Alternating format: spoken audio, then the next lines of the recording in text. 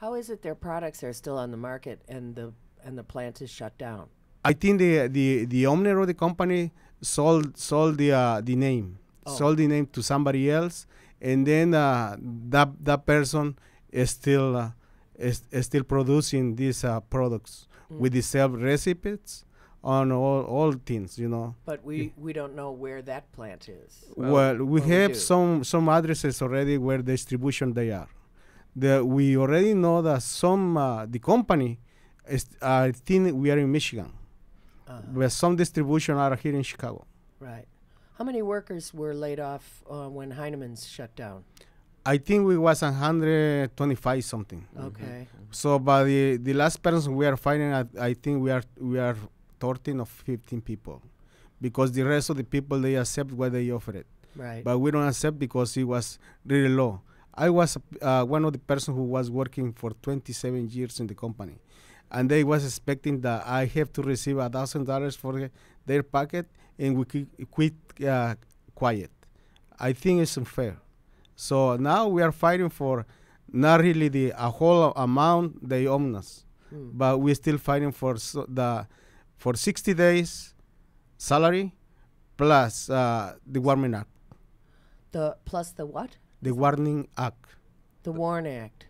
Okay, so what does that represent in money?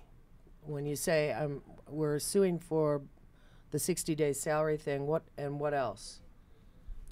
At this point, the Warren Act is what is left in the lawsuit.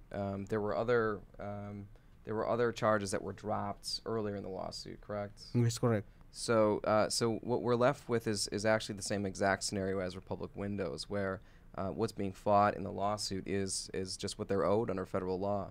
So now the problem being that this has too much history, as opposed to the Republic workers sat down in their own workplace, right on the day that it was supposed to close, right? Yeah, occupied it, sat down, and didn't move. Yeah, but the thing is, in that time we trust the union. The union told us the last day we have a meeting when they told us the company is shut down today. You cannot go back to start working Monday, because the last Friday we still scheduled to come to work Monday. So but I still have a meeting with the union the next day. So in the next day, the union told us, okay, you guys, the company is shut down.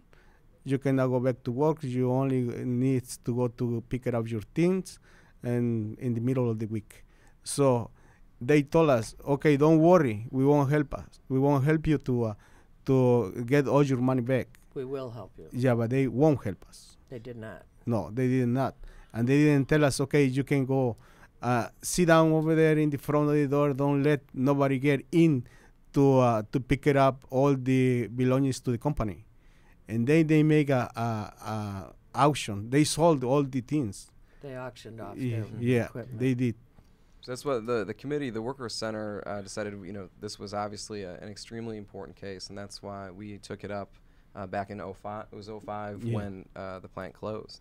So to this day, as Martine's saying, they're waiting payment despite even a favorable ruling in the courts. The company, I think, is still going to try to avoid ever having to pay somehow. So we're really trying to educate the community about this. Try to get some more support from some of them same people that supported the Republic Windows. Well, all of us who ever ate Heinemann baked goods, like their great soft chocolate chip cookies and their great coffee cakes and all those good baked goods that I know I ate a lot of from my corner grocery store.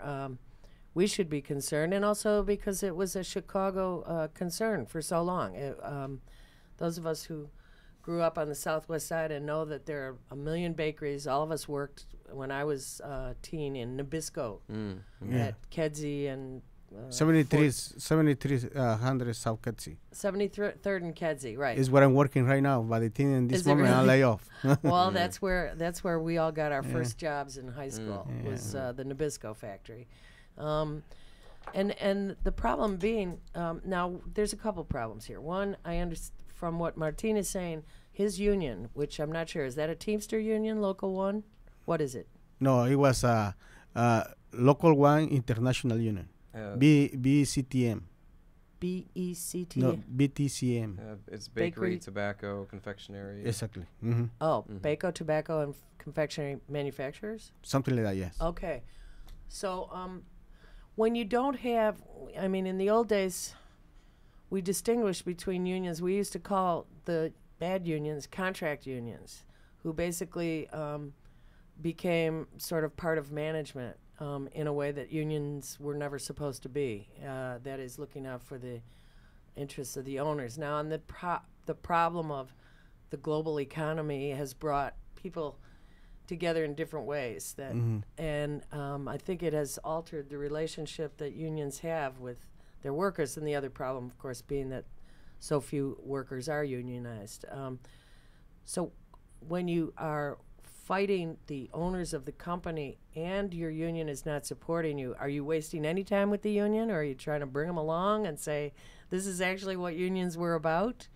Well, to tell the truth, it's, this started before I began at the Workers Center. So, when I joined exactly 2 years ago at the Workers Center, the case had already been filed, and our complete energy has been put in, following through with the lawsuit, and now the opportune time to get the community to respond. So at this time, we're not working with the union, but I think we are going to be reaching out, hopefully to the union down the line as well. But right now, our main priority is to make sure we follow through with the collections from the lawsuit.